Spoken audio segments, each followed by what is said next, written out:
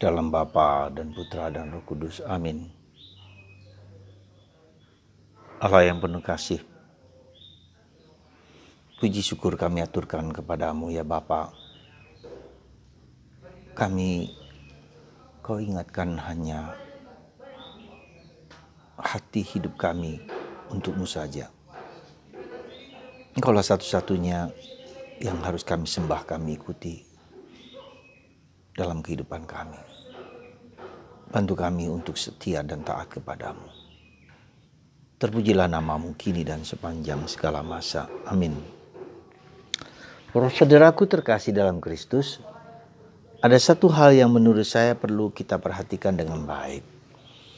Bahwa segala pekerjaan kita, tindakan, perbuatan kita itu punya dampak. Bukan hanya kepada diri kita, tapi kepada orang-orang di sekitar kita. Bahkan kepada keturunan kita juga. Kita bisa melihat dalam bacaan hari ini bagaimana dalam perjalanan bangsa Israel dibuang, dihancurkan, berkali-kali dibuang ke Assyria, ke Babilonia, Yerusalem dihancurkan. Itu karena ketidaktaatan mereka kepada Tuhan. Apakah Tuhan menghukum mereka? Bukan. Tapi perbuatan mereka lah yang menghukum mereka, sehingga mereka mendapatkan hukuman yang karena perbuatan mereka dan karena janji mereka yang tidak taat kepada janji yang telah mereka ikrarkan untuk taat kepada Yahweh. Tapi ternyata mereka menyembah dewa-dewa asing. Tapi mereka melakukan tindakan-tindakan yang tidak adil dan tidak mendengarkan suara Tuhan. Maka kalau kita lihat kenapa bangsa Israel dalam perjanjian lama dihancur leburkan dan dibuang jauh kemana-mana. Sehingga kalau boleh dikatakan bahwa dari 12 suku Israel, 10 suku-suku itu telah tersebar ke seluruh dunia. Ya, bahkan mungkin sampai ke Indonesia juga. Ya, hanya 2 suku Benyamin dan suku Naftali yang ada di Israel. Jadi saya mau mengatakan kepada Anda, kita sadar sungguh-sungguh sesadar-sadarnya bahwa hukuman kehidupan kita yang mungkin tidak baik itu bukan karena Tuhan menghukum kita, tapi karena perbuatan, tindakan yang dilakukan oleh nenek moyang kita, leluhur kita, dan kita juga. Maka pantaslah kita selalu berbuat baik. Jangan lelah berbuat baik, karena itu merupakan esensi kita yang paling prioritas, yang paling utama. Dengarkan suara hati, lakukan yang baik, hindari yang jahat. Lakukan yang baik, hindari yang jahat. Ketika kita menaburkan benih kebaikan, maka itu pula yang Tuhan berikan kepada kita. Bila tidak, itu pula yang akan kita tanggung, baik diri kita maupun orang lain. Sekali lagi, lakukan dengan baik, dengan ketulusan hati, dengan keikhlasan. Bukan bahkan mungkin kita tidak memperhatikan buah-buahnya atau akibatnya, tapi ketika kita melakukan yang baik, ya dengan sendirinya, dengan otomatis itu juga akan memberikan dampak yang baik bagi kita juga. Itu yang pertama. Yang kedua, hari ini dalam bacaan Injil Yesus memberikan beberapa pengajaran dan beberapa prinsip penting, yaitu bahwa kita tidak bisa mengabdi 2 tuan. Kalau kita mengabdi 2 tuan, maka kita akan menyukai tuan satu dan tidak menyukai tuan yang lain. Jadi tidak bisa kedua-duanya menjadi master, menjadi tuan bagi kita. Nah, ini juga Yesus mengatakan tidak bisa mengabdi Tuhan dan tidak bisa mengabdi Mamon.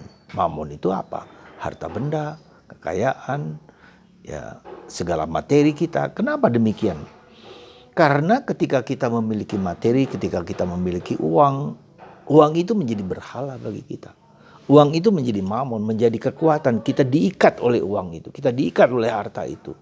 Karena itulah maka tidak bisa kita mengabdi kepada 2 tuan. Nah, apalagi kalau kita memberikan seluruh diri kita untuk mencari mamon itu, mencari kekayaan itu, maka kekayaan itulah yang menjadi rajanya, menjadi berhalanya, menjadi kekuatan di mana seluruh hidup kita mencari dia. Akibatnya, ya kita akan melupakan Tuhan. Ya, Kita bersandar kepada mamon itu, kita bersandar kepada kekuatan itu, dan itulah yang seolah-olah menyelamatkan kita. Dan itulah yang kemudian muncul dengan ateisme praktis yang ada di dunia Eropa sampai sekarang ini. Apa mereka peduli dengan Tuhan? Apa mereka peduli dengan yang Tuhan yang di atas? Tidak juga. Mereka bersandar kepada kekuatan mereka sendiri, kepada uang mereka sendiri, kepada harta mereka sendiri. Dan itulah yang seolah-olah memberikan kedamaian, memberikan ketentraman bagi mereka. Mereka mengira demikian. Tetapi mereka juga tidak belajar untuk melepaskan itu semua dan mengikuti Tuhan. Nah, jadi saudaraku terkasih, jangan kita perhatikan ya apa yang menjadi passion kita, apa yang menjadi prioritas kita. Dan apakah itu sudah menjauhkan kita dari Tuhan? Apakah kita menyandarkan hidup kita pada semua itu? Ya. Nah, dalam tanda petik bukan hanya bahwa kita melakukan kegiatan-kegiatan keagamaan, itu bagus, tapi belum cukup. Ya, belum cukup orang yang melakukan kegiatan keagamaan itu sudah menunjukkan bahwa dia memprioritaskan Tuhan, belum tentu. Ya, karena bisa saja orang yang aktif di gereja, orang yang terlibat di gereja, pada saat yang sama dia tidak menghiraukan Tuhan, bisa jadi. Ya. Nah, maka saudaraku terkasih, adalah pemurnian kita dengan melakukan kegiatan keagamaan, dengan liturgi, dengan ekaristi, dengan apa saja, itu harus membawa kita kepada persatuan dan relasi personal dengan Tuhan. Yang komunal harus dilengkapi dengan yang individual. Yang individual harus diungkapkan dalam yang komunal, dalam liturgi dan seterusnya.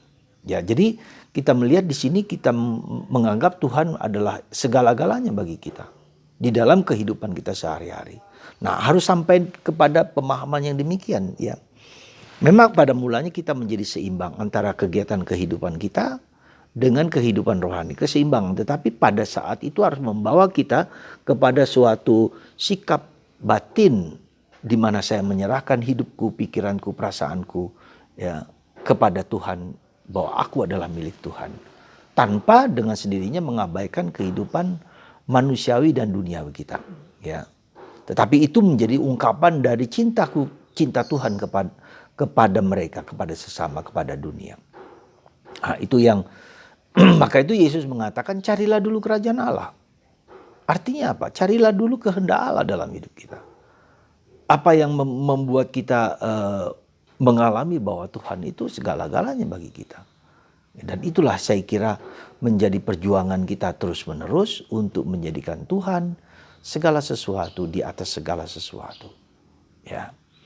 Tidak berarti kita melepaskan kegiatan-kegiatan duniawi, bukan. Tetapi bagaimana kita mendahulukan kehendak Allah, mendahulukan cinta kasih, mendahulukan kebaikan, mendahulukan buah-buah roh di dalam kehidupan kita sehari-hari. Buah roh itu apa? Belas kasih, murah hati, mengampuni, memaafkan, tahan bantingan, ya, belajar menerima salib dalam hidup kita dengan kekuatan nilai. Itu adalah buah-buah roh. Jadi kalau kita perhatikan orang tua kita, ya, siapa saja yang dengan sungguh-sungguh berkorban bagi anak, bagi keluarga, bagi istri, itu adalah buah-buah roh. Itu kehendak Allah dalam diri mereka. Kita perhatikan, kita ingat Santa Monica. Dia menderita 30 tahun, ya. Tetapi dia tidak ingin melepaskan anaknya dan suaminya meski apapun yang kesulitan yang dia hadapi. Demikian juga dengan situasi zaman sekarang. Ketika keluarga kita mengalami berantakan, katakanlah mengalami kesulitan-kesulitan berbagai macam hal, entah kesulitan salib-salib berat dalam diri keluarga, tapi ya dia ingin supaya keluarga ini menjadi keluarga yang baik. Dan ketika mengalami kesulitan, dia bersedia untuk menanggung beban-beban itu. Ya. Maka mari saudaraku terkasih, semoga kita dapat memilih Tuhan di atas segala sesuatu. Dan untuk sampai kepada pemahaman dan pengalaman ini bukanlah sesuatu yang gampang. Ya, jatuh dan bangun. Karena di dalam pengalaman relasional itulah Tuhan mengendaki kita untuk menyerahkan seluruh diri kita kepada Tuhan, dan di atas segala sesuatu membaktikan hidup kita kepada Tuhan seperti Bunda Maria dan seperti Santo Yosef. Ada suatu artikel yang cukup menarik ya tentang Santo Yosef. Dikatakan bahwa Santo Yosef tidak pernah menulis, ya, tidak pernah berbicara dalam kitab suci, ya, satu kata pun tidak.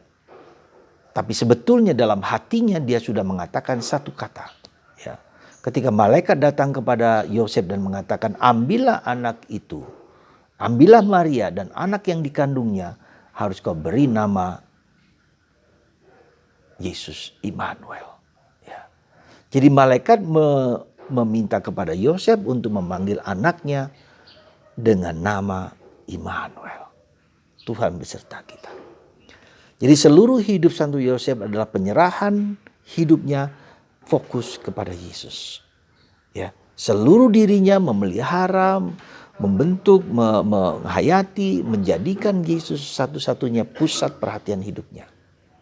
Dan itulah Santo Yosef, dan itulah juga Bunda Maria. Ya, kedua tokoh ini menghidupi dirinya, menyerahkan seluruh dirinya, pikirannya, fokusnya, konsentrasinya hanya kepada Yesus. Maka kita mohon lewat Santo Yosef dan kita mohon lewat Maria supaya kita memiliki sikap yang sama. Bagi Anda yang ingin menghayati pengalaman seperti ini, ya, maka Anda bisa japri ke saya dan meminta consecration to Mary, ya, konsekrasi kepada Maria, kepada Tuhan lewat Bunda Maria. 33 hari. Artinya 33 hari adalah ketika Yesus dididik, dibina oleh Bunda Maria selama 33 tahun. Dan setiap hari kita ingin mempersembahkan hidup kita kepada Tuhan lewat Bunda Maria. Maka seperti Bunda Maria, seperti Yosef, kita mempersembahkan hidup kita kepada Tuhan lewat Bunda Maria. Dan Bunda Maria dan Roh Kudus akan membimbing kita untuk memiliki sikap batin seperti Maria dan Yosef. Tuhan memberkati Anda. Setiap hari, setiap saat kita berjuang supaya Yesus menjadi pusat hidup kita. Allah Bapa yang care dan peduli pada kita, dan Roh Kudus mendampingi kita semua. Tuhan memberkati kita semua, dalam nama Bapa dan Putra dan Roh Kudus. Amin.